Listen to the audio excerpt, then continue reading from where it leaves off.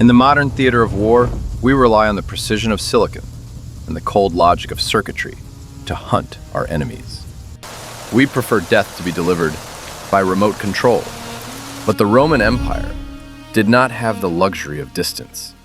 They required a guidance system that could navigate the fog, detect the heartbeat of an ambush, and execute a kill order with autonomous brutality. This is the Canis Pugnax. The Molossian, to classify it simply as a dog, is a semantic failure that undermines its purpose. In the eyes of the Legion, this was not a companion. It was a biological weapon system. Engineered through centuries of selective breeding, it was designed to solve a specific tactical problem: how to break the morale of a warrior who fears no man, but is terrified of a monster. Consider the physics of the engagement. A legionary is a linear threat, a wall of shields moving at marching speed. The Molossian is a chaos engine. It hits a target with the kinetic energy of a battering ram, but with a center of gravity so low, it is mathematically impossible to defend against. It does not slash, it latches. When a Molossian locks its jaws, it exerts 700 pounds of pressure per square inch. It does not just puncture skin. It transforms the human forearm from a functional limb into a bag of splinters. Rome realized that fear spreads faster than fire, and nothing generates fear quite like a weapon that can eat you alive.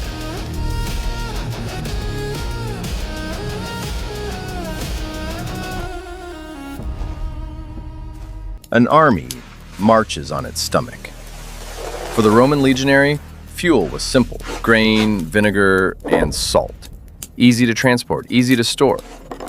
But the Canis Pugnax presented a logistical nightmare. It required a fuel source that was perishable, heavy, and scarce on the frozen frontiers of Germania.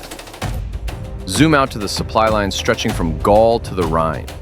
Every cohort deploying war dogs required a dedicated train of livestock. These beasts did not forage. They consumed high-protein rations to maintain muscle density and aggression levels. To keep a 120-pound Molossian in a state of combat readiness required a caloric investment 3 times that of a human soldier. This was not a pet. This was a luxury asset. When a commander approved the deployment of a canine unit, he was not just allocating manpower, he was burning through the Legion's most valuable resources. The existence of these units proves that their return on investment, measured in terror and blood, was calculated to be worth the price. Nature selects for survival. Rome selected for violence. The Romans treated biology with the same engineering rigor they applied to aqueducts. They engaged in what can only be described as genetic metallurgy. They took the indigenous stock of Epirus and systematically bred out the instinct for self-preservation.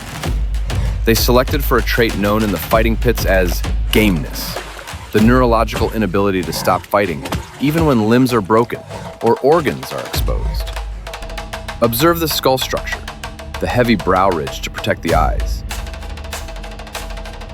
the shortened snout to bring the lever of the jaw closer to the neck, increasing torque.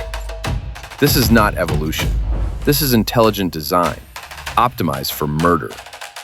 The interface between the Legion and the beast was the caniductoris, the handler. This was a specialized role, requiring a psychological profile as rigid as the iron collar he held. The handler was not a master. He was the safety catch on a loaded weapon. His duty was not to train the dog to kill. The dog already wanted to kill. His duty was to restrain the entropy until the precise moment of tactical necessity. A sword does not act on its own. A spear does not hunger. But the Canis Pugnax is a weapon that is always live. The moment the chain is dropped, the strategy ends, and the slaughter begins. To understand the lethality of the Canis Pugnax, we must stop looking at it as an animal and start analyzing it as a hydraulic clamp. The jaw of the Molossian is a masterpiece of leverage. In a standard engagement, a wolf bites to slash, using sharp teeth to cause blood loss. The Molossian bites to crush. Its jaw muscles are anchored to a massive sagittal crest, allowing it to generate bite forces exceeding 700 pounds per square inch. This is not a puncture wound. This is compression trauma. Freeze the frame at the moment of impact. The conical teeth penetrate the muscle of the forearm. But the real damage occurs millimeters deeper. The pressure wave travels through the soft tissue and shatters the radius and ulna bones instantly. The arm does not just bleed, it collapses structurally. In Roman engineering, every component serves two purposes. The Viriae, the spiked collar, was no exception. It was designed to protect the throat, but it functioned as a cluster of bayonets. Observe the geometry of the spikes. They are not decorative. They are sharpened iron studs extending 2 inches outward. When a dog tackles a man, the impact is chest to chest. But as the beast thrashes, this collar becomes a buzzsaw. At the height of a man's groin and femoral artery, the collar turns a simple grapple into a fatal laceration event.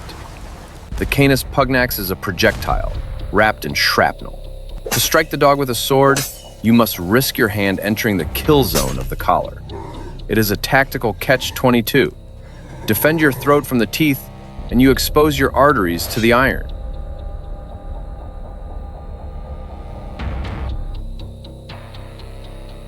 The Teutoburg Forest was a visual tomb.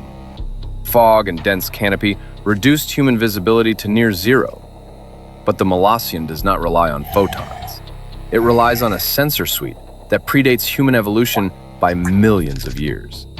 With an olfactory bulb 40 times larger than a human's, it detects the chemical signature of adrenaline and sweat from 300 yards away. You can camouflage a soldier, you can silence a sword, but you cannot hide the biology of fear. Long before the barbarian ambush was visible to the legionary's eye, it was already glowing bright on the dog's radar. The ambush begins not with a scream, but with the release of potential energy. The handler disengages the latch. The safety is off. Track the acceleration vector. From a standstill, the Molossian hits top speed in 3 seconds. We are looking at 110 pounds of muscle, moving at 30 miles per hour. Calculate the momentum. Mass times velocity. This is no longer a biological entity. It is a biological mortar shell. The barbarian frontline braces for the impact of shields and iron. They are prepared for a battle of height and reach.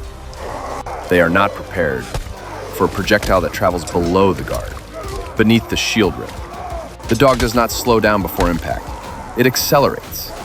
The first casualty of the Canis Pugnax is not the flesh. It is the formation.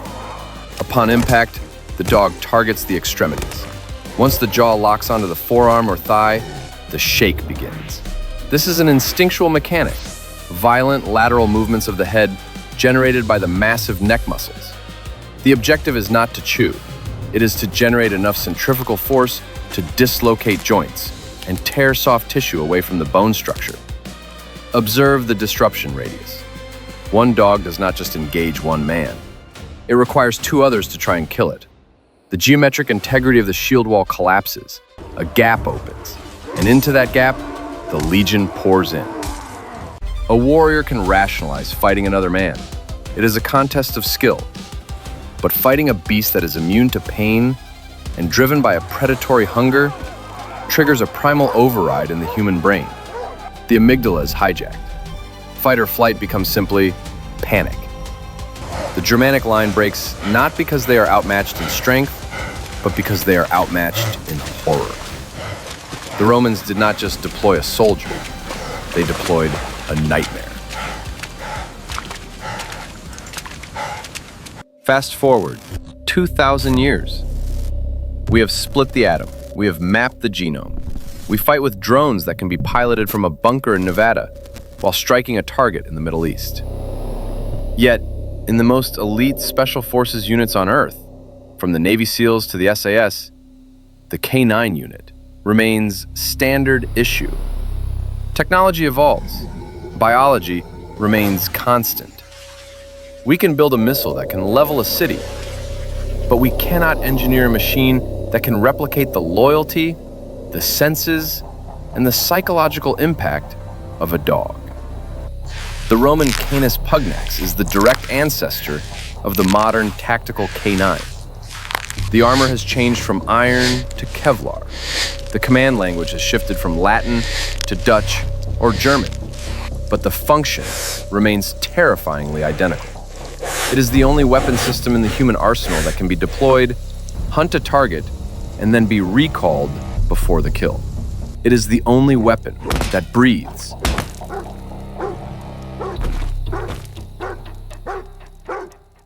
"10,000 years ago, man invited the wolf to sit by the fire. We struck a deal. The wolf would guard us from the darkness, and we would feed it. It was the first alliance. Rome broke that deal. They did not use the wolf to keep the darkness out. They dragged the wolf into the light, put it in armor, and turned it into a nightmare.